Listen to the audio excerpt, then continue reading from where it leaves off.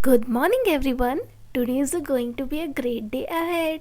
Do your best, believe in yourself, stay happy and healthy always. हाँ जी, आ जाइए आपके अपने चैनल कहानियों वाले गाँव में। तो कैसे आप सभी, आशा करती होगी hope you are having good. Okay, so आज की कहानी का शीर्षक है अयोग्य की परीक्षा। बात उस समय की है जब राम जी और रावण के बीच युद्ध हो रहा था। तो जब वो जो विभीषण जी होते हैं वो उनका पक्ष छोड़कर वो श्री राम जी के शरण में आते हैं ना, तो क्या होता है, सुग्रीव जी के मन में बहुत सारे क्वेश्चंस होते हैं और राम जी से वो मन ही मन बोलते हैं, इनको ना आप बंदी बना के रखना, भरोसा नहीं है इनका, ऐसा कुछ भूल रहे होते हैं।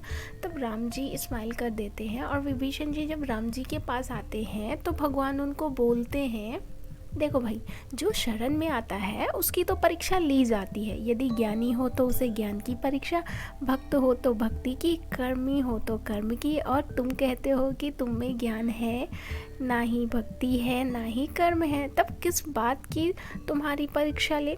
विभीषण ने कहा, महाराज, परीक्षा तो एक विद्यार्थी की ली जाती है जो पास होने की अभिलाषा लेकर आया हुआ हो। मैं तो पहले ही कह चुका हूँ, मैं किसी प्रकार योग्य ही नहीं। प्रभु ने पूछा, तब फिर तुम क्यों आए हो? विभीषण ने बोला, मैं परीक्षा देने नहीं लेने आया हूँ। हनुमान जी ने कहा था कि आप बड़े उदार हो, सो देखना है कि यह कहाँ तक सत्य है।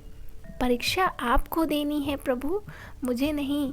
जिसमें कोई योग्यता होती है उसकी परीक्षा होती है, और मैं ठहरा अयोग्य तो मेरी परीक्षा कैसे ली जाएगी? और मैं इसीलिए आपके पास आया हूँ आपकी परीक्षा लेने। तब भगवान ने विभीषण के ये दीन वचन सुने तो उन्होंने अपनी विशाल भुजाओं से पकड़कर विभीषण को हृदय से लगा लिया।